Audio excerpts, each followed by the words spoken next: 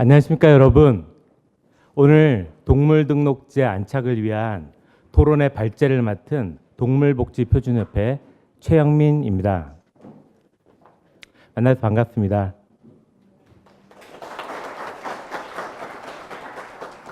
저희가 앞으로 10회에 걸쳐서요 동물복지 토론회를 연속으로 주관하려고 그러는데요.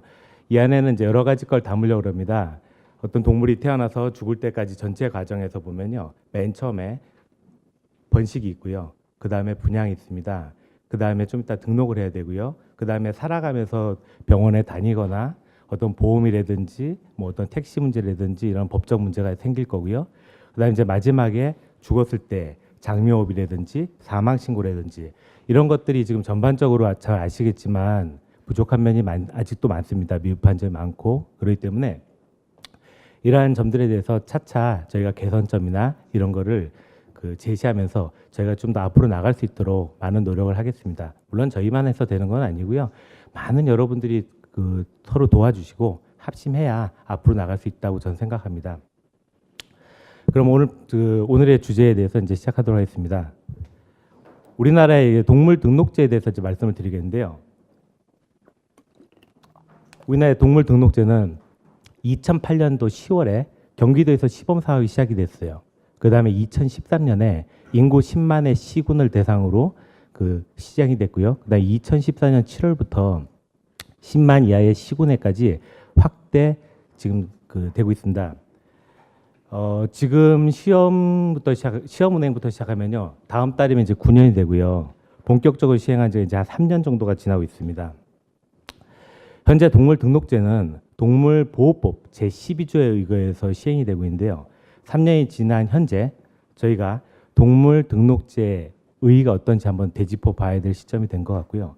또한 그 사이에 시행하면서 어떤 점들이 미흡했는지에 대해서 한번 알아보면서 동물등록제의 효용성을 높이고자 하는 것이 오늘 토론의 목적입니다. 저희와 같이 삶을 같이 사는 반려동물 같은 경우에는요, 저희와 생활 공간이 똑같습니다. 이러다 보니까 저희가 살고 있는 이 지역, 이 공간의 건강과 복지가 바로 상호작용을 일으켜요. 그래서 동물이 건강하지 않으면 저희가 건강할 수 없고요. 저희가 건강하지 않으면 동물이 건강할 수가 없어요. 이러다 보니까 건강한 동물이 있어야 건강한 인간이 있습니다. 이러기 위해서는 건강한 반려동물 문화가 있어야 되는데요. 이 반려동물 문화는 다른 어떤 것보다도 더 강한 윤리의식이라든지 법률 제도, 그다음에 사회적 합의가 또 책임이 있어야 됩니다. 왜냐하면 반려동물 문화라는 것 자체가 어떤 기계나 이런 걸 상대하는 게 아니라 바로 생명체와 직접 맞닿아 있는 걸 문화이기 때문입니다. 그럼 이 동물등록제를 잘 정착시키기 위해서 어떤 게 필요할까요? 바로 동물등록제라고 저는 생각합니다. 왜? 동물등록제가 한국 사람을 치면 바로 밥이에요. 가장 기초적인 겁니다. 아직은 이 동물등록제가 시행 초기다 보니까 불완전하죠, 아직은 제도가. 그 다음에 미흡한 점들이 좀 있긴 하는데요. 이러한 것들을 좀 더 정밀하게 현 시점의 사회 현실과 딱 밀착해서 어떤 반려동물 문화의 매끄러운 윤활지 역할을 할 수 있는 그런 법이 만들어져야 될 것입니다. 그래서 동물등록제라는 게 보면은 비단 딱 동물을 키우는 반려인만 상대하는 게 아니에요. 동물을 키우지 않는 비반려인에 대한 배려, 그 다음에 반려동물까지 반려인, 비반려인, 반려동물 모두가 행복하게 삶을 살 수 있게 만들어주는 것, 그것이 저는 동물등록제라고 생각을 합니다. 우선 동물등록제 기원에 대해서 알아보도록 하겠습니다. 이게 동물등록제가 저희는 지금 2014년에 본격 시행돼 갖고 얼마 안 됐지만요, 기록을 보면요 깜짝 놀랄 만큼 옛날부터 동물등록제가 시행이 됐어요. 보면은 1466년에 네덜란드에서 이미 동물등록제를 시행하고 있었습니다. 되게 웃기는 게 등록제 비용은요, 소금 1파운드, 그래서 453g을 내면요 등록제가 됐다고 그러고요. 그 다음에 독일 같은 경우에는 1598년에 법이 제일 처음에 됐다고 그러는데요. 일단 1500년대 중부랑 동부 독일에서는 곡물을 가지고요 세금 형태로 받았어요. 이런 것들이 이제 쭉 계속해서 발전되다가 이 독일에서도 마찬가지로 개 키우는 게 호화롭다 이렇게 하고 호화세로도 받기도 하다가 19세기부터 이제 쭉 바뀌었는데 이러다 보니까 텍스 형식으로 세금 형식으로 많이 받다 보니까 독일은 되게 웃기게 다른 나라들은 보통 시청이나 아니면 애니멀 컨트롤이라는 데 가서 등록을 하게 되는데요. 독일은 시청에서 하든지 세무서에서 신고를 해요. 그래갖고 그 등록 말소, 갱신 이런 것들을 아니면 목걸이 같은 거 착용을 안 하잖아요. 벌금을 안 내잖아요. 그러면 조세 포탈범으로 그게 걸려들어요. 그래서 우리나라랑 그런 게 좀 다르게 되고요. 그다음에 그 미국 같은 경우에도 보면은 그 한 1853년 꽤 오래됐죠. 그죠? 이런 시절부터 벌써 그 등록제가 시행이 되고 있었습니다. 그 지금 보시는 목걸이 같은 것들도 보시면 이렇게 되게 다양한데요. 이게 첫 번째 목걸이 보면 1882년에 이런 식으로 해서 되게 옛날부터 목걸이들이 다양하게 나와 있었고요. 그 5번 같은 경우에도 1900년대 목걸이인데 꽤 이쁘게 잘 만들었죠. 저런 식으로 해서 등록이 되고 있는데요. 현재 우리나라에서 등록제 목걸이 같은 게 문제가 뭐냐면은 전국적으로 모양이 다 달라요. 그러다 보니까 그게 전문가가 아니면요. 저 개가 등록이 돼 있는지 안 되는지 몰라요. 이러기 때문에 저런 태그 같은 것들도 어떤 전국적으로 제가 통일을 하든지 그런 것들이 지금 현재 필요한 시점입니다. 자, 어쨌든 미국 같은 경우에는 이게 등록제가 된 게 뭐냐면은 이 개가 내 개다 아니다 증명을 하다 보니까 그 보통 이제 그 소유권 때문에 등록제가 시행이 되게 되고요. 그다음에 광견병은 예전부터 엄청난 문제였거든요. 그러다 보니까 광견병, 그다음에 그 일본 같은 경우에도 보면은 이제 그 광견병 때문에 나라가 벌컥 뒤집힌 적이 많았거든요. 그래서 이제 이 일본 같은 아예 광견병 예방법이라는 걸 만들어 갖고요. 아주 강력하게 등록제랑 연결시켜서 시행을 해갖고 1957년에 이미 광견병을 퇴치해 버렸어요. 상당히 빠르죠. 왜냐하면 실제로 광견병 백신이라는 게 1895년에 파스테르가 만들었단 말이에요. 그러고 나서 실제로 상용화된 게 1920년대부터 이제 안정성이 되고 광견병 그 효과가 확 나타났는데 불과 30년 뒤에 일본은 그걸 완전히 다 그 광견병을 퇴치해 버렸어요. 현재 우리나라 아직도 광견병이 있죠. 뭐 싱가포르 같은 경우에는 마찬가지고.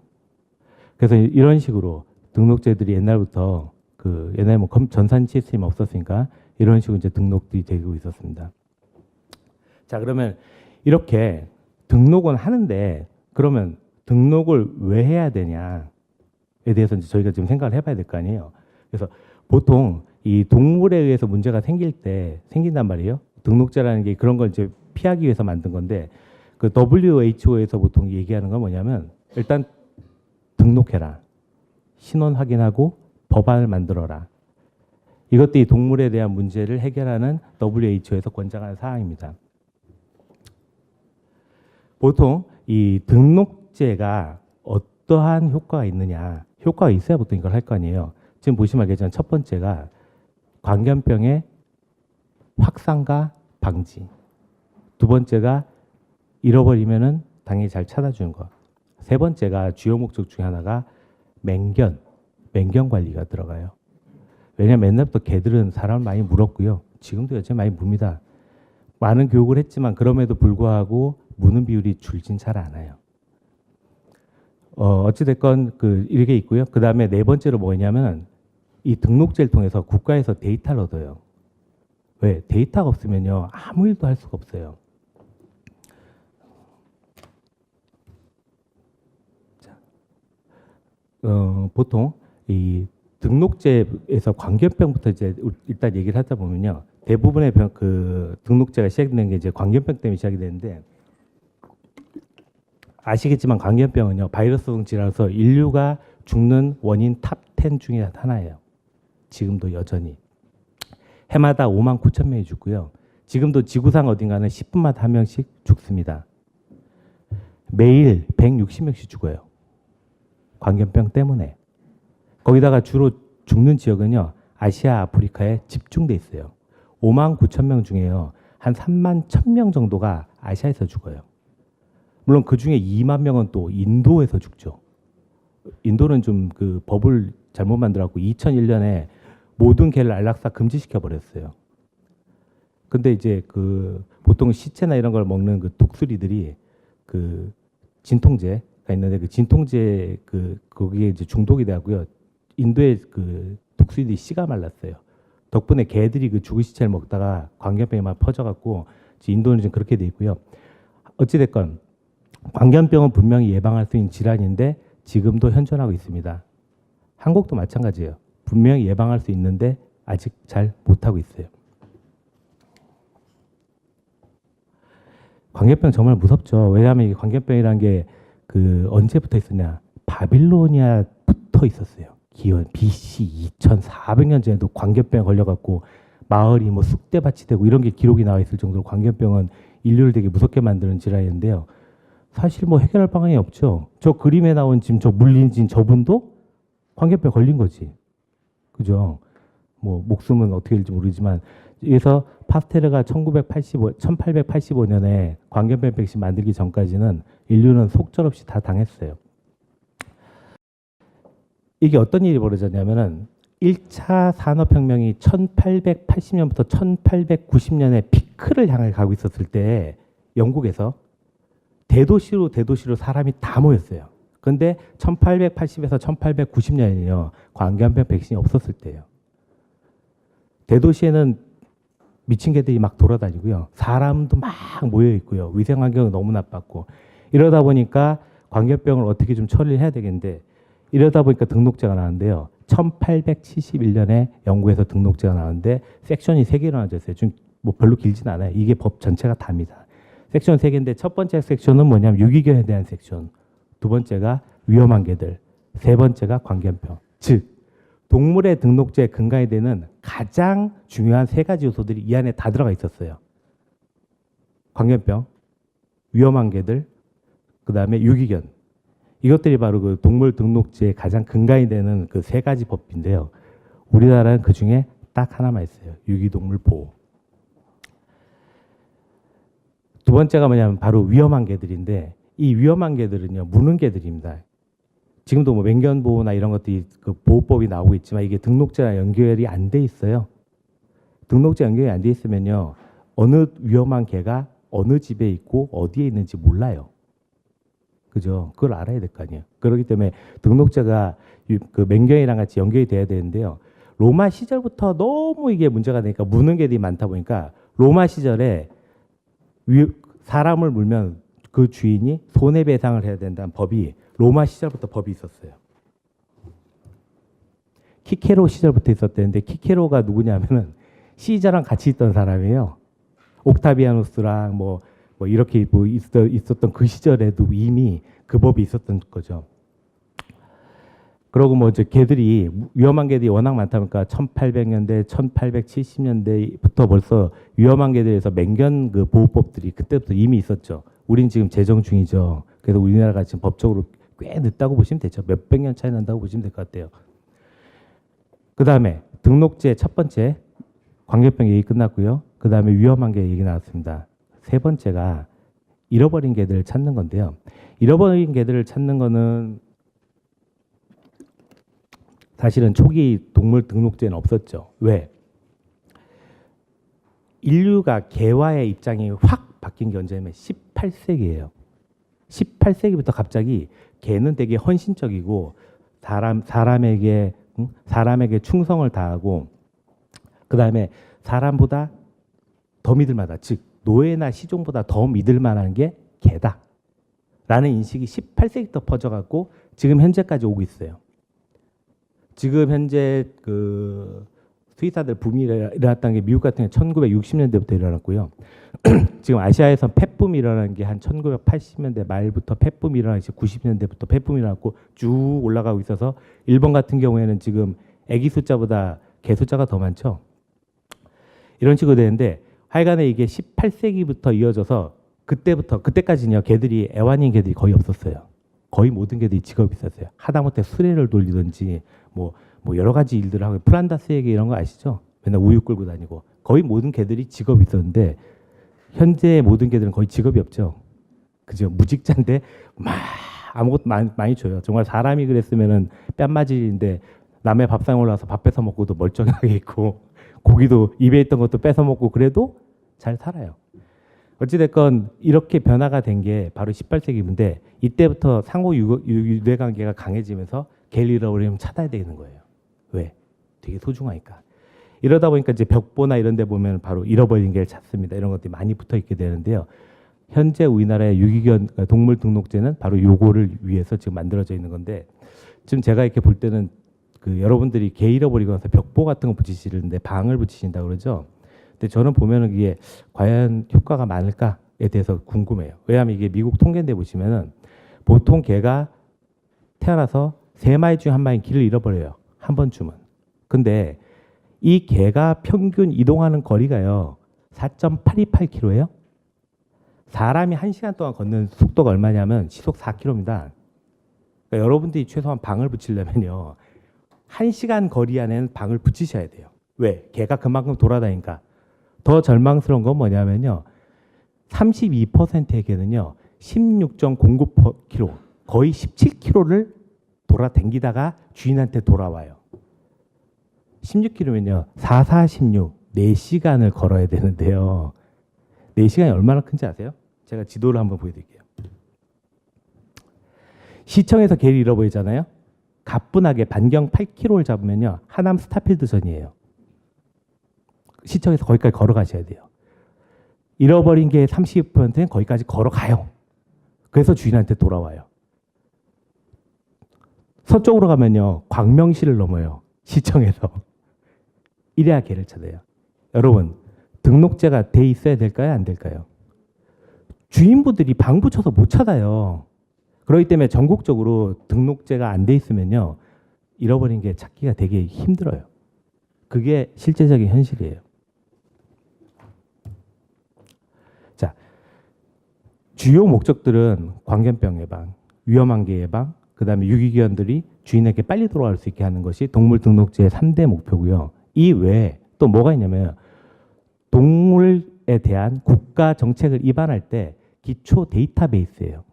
여러분들은 지금 그 동물 등록제에 어떤 문제냐면요. 우리나라에 개가 몇 마리나 될 거라고 생각하세요? 라고 하면은 통계가 나오면요. 100 몇십만 마리부터 700만 마리까지 나와요. 도대체 어디가 맞아요? 아무도 몰라요. 이러다 보니까 어느 지역에 얼마만큼 개가 있는지. 왜? 이걸 알아야 서울에 많아요? 어디에 있어요? 어디에 이 정도 숫자가 되어 해야 거기에 각각 맞는 동물 보호소의 규모라든지 그 다음에 구호소라든지 이런 게 지어져요. 그죠? 그 다음에 어느 지역에 개가 나이가 많고 이 지역의 개는 어려요. 그럼 각각의 거기에 맞는 정책이나 입안이 되어야 되는데 아무것도 몰라요. 이러다 보니까 어떻게 되냐면은 예를 들어서 뭐 동물병원 진료비가 비싸요. 정말 비싸냐는 퀘스천입니다. 왜냐하면 뭐 예를 들어서 그 가격 공시지하고 있는 독일 같은 경우가 GNP가 우리나라의 한 1.5배 정도인데 동물 진료비 한 2.5배 정도 되거든요. 어찌됐건 그 작년에 동물 보험이 몇 건 되는지 아세요? 1861건인가? 그러고도 손해율이 200% 나와요. 왜? 개가 몇 마리인지 모르니까 도대체 보험료를 얼마를 적용해야 될지 모르는 거예요. 이렇게 동물이 몇 마리가 있는지는 모르는 상태에서는요. 어떠한 정책 입안이나 분석이 안 돼요. 예를 들어서 유기견이 우리가 8만 몇 마리가 나와요. 그러면 기본적으로 딱 이래요. 전체 개 중에 몇 %가 유기견입니다. 통계 안 나오죠. 모르니까. 이런 식이에요 지금. 그렇기 때문에 등록제가 강화가 돼야 되는 수밖에 없어요. 이게 안 되면요. 아무것도 안 돼요. 유기견 보호 예를 들어서 지금 보면은 그 작년에 2016년에 2015년보다 9.5% 늘었다고 나와요. 지금 이제 포인핸드 여러분 앱이 있죠. 그거를 한번 잠깐 계산해 보시면 어떻게 되냐면은 지금 4분의 3이 흘러갔어요. 아마 금년에는 지금 이 추측 그대로 가면요. 11.5%의 유기견이 증가할 거예요. 국가에서 노력을 하고 유기견이 더 늘었을까? 등록제를 하고 있는데? 그죠? 이 등록제가 이제 유명무실해지기 쉬워요. 그렇기 때문에 저희가 등록제를 잘 살려야 전체적인 저희가 이 산업 전체의 기반이 되는 쌀이에요. 그래서 이걸 잘 살려놔야 됩니다. 아직 한국은 요원하지만요. 예를 들어서 재난 사태가 났을 때 사람만 도망가나? 개들도 도망가요. 그죠? 그러면 구호센터나 대피소에는요. 사람에 대한 숫자, 그 지역에 얼마가 있는지 아니까. 그럼 그 지역에 개가 얼마인지 알아야 개들한테 필요한 사료나 뭐 이런 것들이 준비가 돼요. 그죠? 근데 이게 전혀 준비가 안 되겠죠. 예를 들어서 9.11 테러가 일어났을 때 뉴욕에서 어떤 일이 있었냐면은 저가요 급하게 도망 나오냐고요. 저희 집게는요 미치겠어요 이러잖아요. 그럼 등록제에 딱 쳐서 너희 집 주소가 여기구나 라고 해서 구조대를 보내갖고 그렇게 하는 게 CD가 또 하나 나와 있더라고요. 저희는 아직 그거 못하죠. 그래서 이런 것들이 바로 등록제가 있음으로써 가능한 것들입니다. 자, 그럼 그 지금 현재 다른 나라는 어떻게 등록을 하고 있냐라고 할 때 보면은 참 많은 나라들이 등록제를 시행하고 있죠. 대개는 등록제를 하면은 그 우리나라랑 다르게 시청이나 관할 관청에 가서 이제 등록을 하게 되죠. 이것도 되게 복잡한데 이거는 한번 책으로 봐주시면 될 것 같고요. 쭉 보시면 알게 그 첫 번째 개면 개 고양이는 고양이를 등록해요. 그죠? 개면 개 첫 번째 라인 보시면 됩니다. 개면 개 고양이는 고양이를 등록해요. 근데 우리나라는 반려의 목적으로 키우는 개라고 하는 참 희한한 조항을 달았는데 내가 반려의 목적으로 키우는지 안 키우는지 내 마음이 그걸 어떻게 알아? 그죠? 그건 내가 등록을 하고 싶으면 하는 거고 등록하기 싫으면 안 하는 거예요. 그런 애매한 조항이 어디 있어요? 법에. 그죠? 바로 그런 것들이 이제 문제가 되는 거고요. 그다음에 이제 뭐 언제쯤에 등록하라 이런 거는 뭐 어느 정도의 차이가 있는 거고요. 등록 형식을 보시면은 쭉 마이크로칩이 나오고 뭐 중성화 수술을 해야 하면은 싸게 해주고 그런 게 나오는데 이제 뭐 옛날에 이제 문신이 EU에서 이제 패스포트 할 때 문신이 있었는데 문신 자체가 개에 대한 학대다 이렇게 하고 2011년 6월부로는 문신도 금지가 돼갖고 실제로 전 세계에서 통용하고 있는 그거는 유일하게 거의 마이크로칩이 현재 유일한데 뭐 다른 어떤 기술적 발달이 돼 있으면 더 좋겠지만 현재는 아직 보편 타당한 기술은 마이크로칩으로 지금 현재 하고 있습니다. 그다음에 이제 갱신 같은 것도 이제 문제인데요. 쭉 보시면은 1년마다 한 번씩 갱신을 해요. 또 광견병이 좀 적은 나라는 광견병 백신이 요새 3년 유효기간이 나오기 때문에 3년에 한 번씩 하고 근데 광견병이 많은 나라들은 광견병 백신이 3년 유효하건 아니건 상관없어요. 그냥 1년에 한 번씩 합니다. 왜? 광견병을 컨트롤하기 위해서. 그다음에 이제 맹견 같은 것도 다 등록이 돼 갖고요. 맹견이 어느 지역에 누가 갖고 있고 그다음에 이 사람은 맹견을 키우려면은 적절한 어느 교육을 이수받아. 예를 들어서 스위스 같은 데는요. 맹견 등록 받으면 2년 동안 계속해서 교육받으러 다녀야 돼요. 그다음에 주인이 18살 이하면요. 맹견 등록 못 해요. 왜? 개한테 끌려다닐 수 있으니까. 그리고 또 개들이 물고 이러잖아요. 그렇기 때문에 집에 직접 가서요. 이 집은 개가 탈출할 수 있는 점까지 다 봐요. 그래서 이 구조가 탈출할 수 있는 구조면은 당신은 맹견을 키울 수 없습니다. 라고 이렇게 나오게 돼요. 자, 우리나라 같은 경우에는 아까 말씀드렸기 때문에 그냥 지나가도록 하겠습니다. 우리나라의 등록제의 목적은 딱 저렇게 돼 있어요. 빨간색. 동물 등록제는 동물의 유실이나 유기를 방지한 목적으로 도입됐다. 단순해서 잘 지켜질 것 같은데 실은 늘고 있어요. 현재 107만 마리가 등록이 돼 있다 그러고 내장형 마이크로칩이 한 65%, 외장이 한 27%, 인식표가 한 7.2% 정도 되고 있습니다. 자, 그러면은 그 책은 그 내용이 되게 산만하기 때문에 제가 한 장으로 썸머리를 했는데요. 그 다음에 볼 거고 딱 등록제라면요. 이 모습이 보여야 돼요. 저 개목에 걸려 있는 것들이 뭐냐면 첫 번째 광견병 예방 접종 태그. 그다음에 등록을 했다는 태그. 또 하나가 집 주소나 전화번호가 사실 거기 없기 때문에 빨리 찾고 싶은 분들은 그걸 적어요. 그래서 저런 것들이 보통 붙어 있어갖고 2017년 광견병 맞았다는 거. 그 다음에 나 등록했다는 거. 보통 이제 목걸이가 이제 3개 정도가 이렇게 보통 붙게 되거든요. 이걸 어떻게 하냐면은 광견병 목걸이를요 해마다 색깔이나 디자인을 바꿔요. 그럼 이제 그 애니멀 폴리스들이라고 해서 경찰이나 아니면 관계 공무원들은요 목걸이의 색깔과 형태를 딱 보면요 아 저거 1년 전 거, 저거 2년 전 거, 저거 3년 전 거, 저거 4년 전 거 등록 안 했네 뭐 라고 해서 바로 홀드하는 거죠. 이런 식으로 해서 아주 쉽게 그 효율적으로 등록제를 시행할 수 있게 하는 거거든요. 그래서 아까 말씀드린 것처럼 저희는 각 지자체마다 모양이 다 다르기 때문에요. 전문가가 봐도 몰라요. 아주 훌륭한 퀴즈 문제를 지금 내고 있는 거죠. 그래서 저런 식으로 그 등록을 해야 되고요.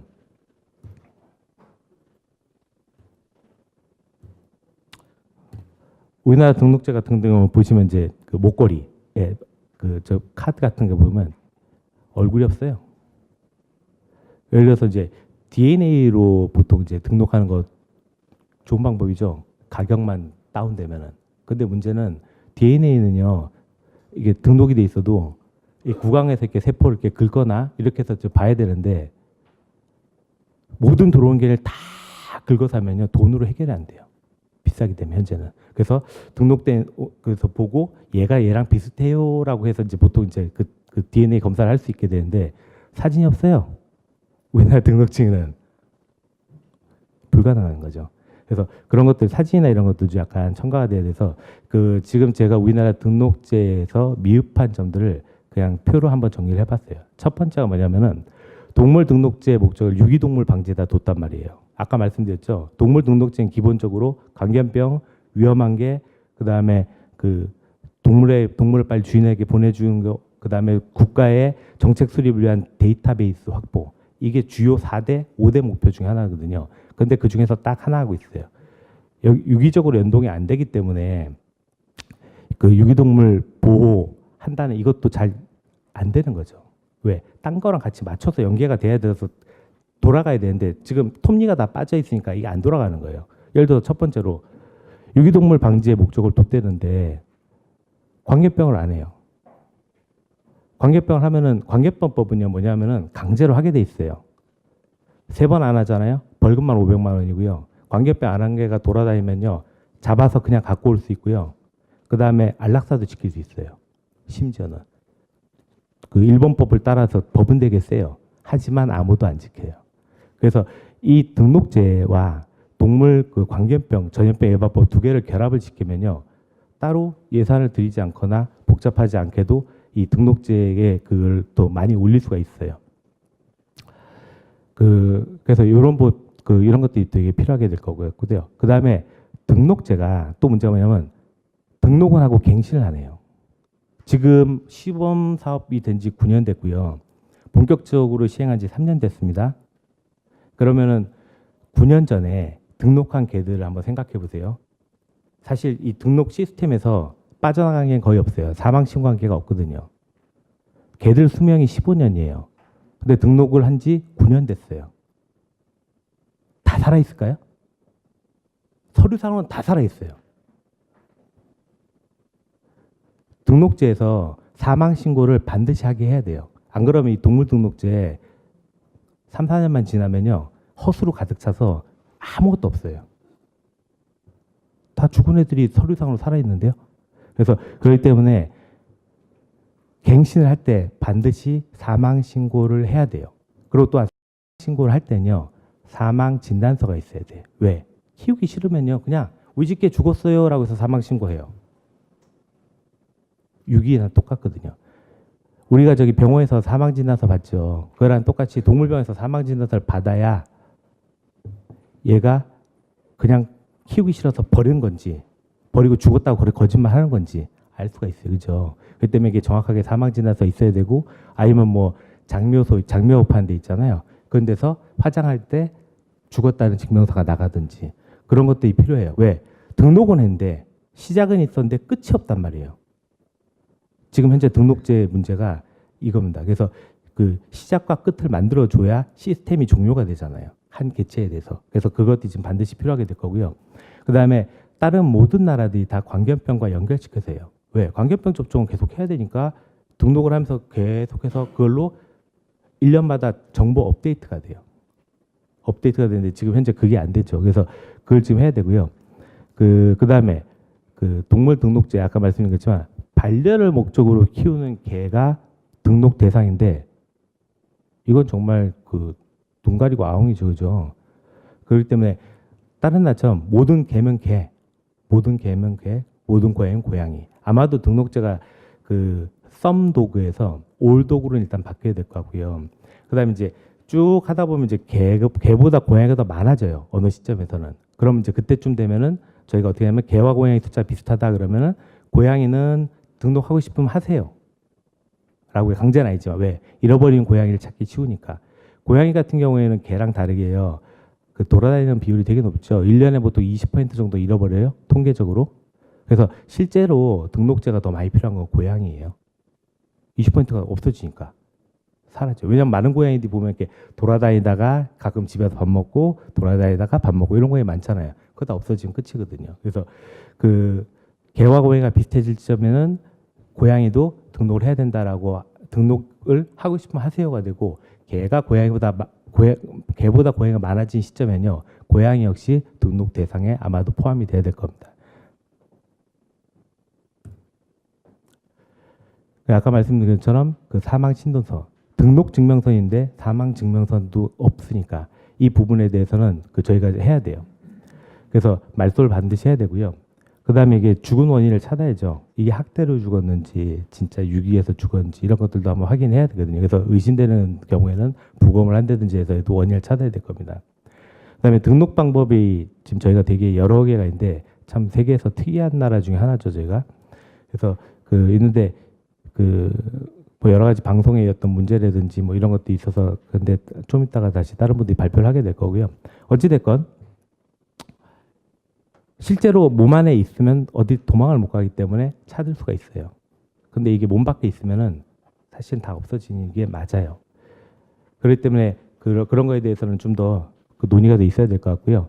그 다음에 아까 말씀드린 것처럼 목걸이 형태 같은 거는 전국적으로 통일이 돼야 될 겁니다. 그리고 맹경 관리 말씀드렸잖아요. 맹경 같은 경우에도 보면은 이러한 방법으로 보통 통제를 하게 돼요. 왜? 중성화 수술하면 일단 순해져요. 그 다음에 번식을 못 해요.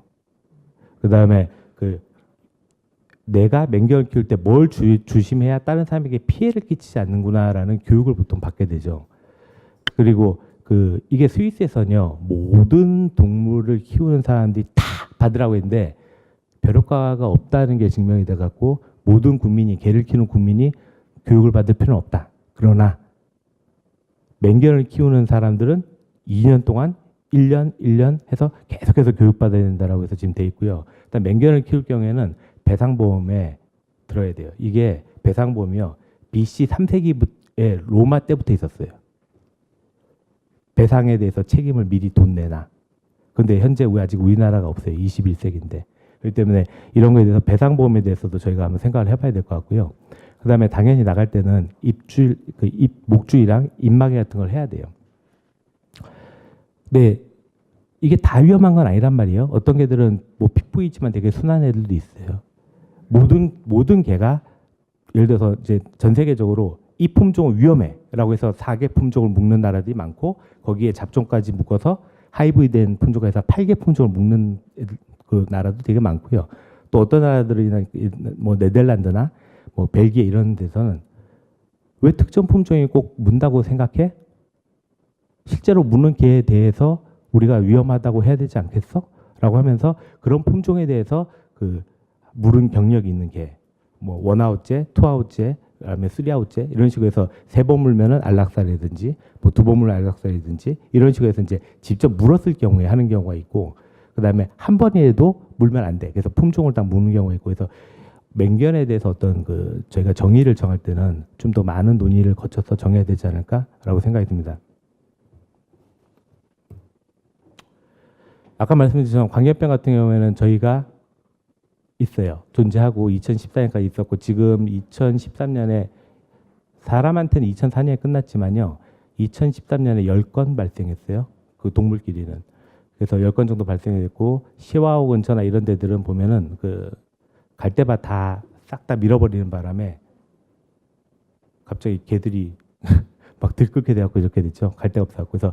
그래서 저희가 보면은 어떤 문제가 있냐면은 광견병은 2012년까지 한 402건 정도 발생을 했어요. 근데 2011년까지는 그 중에서 한강 이남에 발생한 게 한 건 정도밖에 없었는데요. 드디어 2012년부터는 몽땅 다 한강 이남에서 발생하기 시작해요. 수도 서울 역시 그러니까 안전하지 않다는 얘기죠. 그래서 광견병 같은 거에 대해서 저희가 좀 더 많이 신경을 써야 되지 않을까. 지금 이렇게 만약 딱 한 건만 터지면요. 사회 전체가 거의 패닉이 돼요. 그때 대만에서 광견병 때문에 곰이 뭐 3마리가 죽고 이런 일이 몇 년 전에 있었는데 대만 자체가 거의 그 시내가 타이완 거기가 거의 패닉이 돼버려갖고 타이베이 패닉이 돼버려갖고 막 그 모든 펫샵들이 문을 닫고 이렇게 했거든요. 그래서 저희가 지금 방역이나 이런 데에 대해서 좀 안이하게 생각하는 부분이 있지 않을까 이렇게 생각이 듭니다.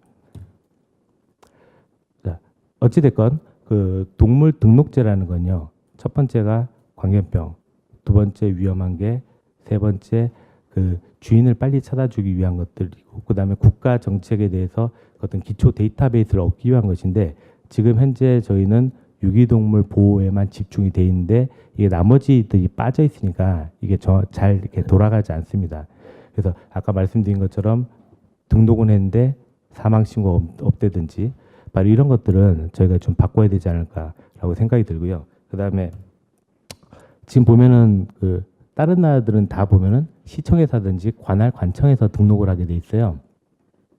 그리고 광견병 그 예방접종표를 가져가서 태그랑 이런 걸 받아 그 목에다 거는데, 우리나라 같은 경우에는 이게 등록 대행업자들이죠.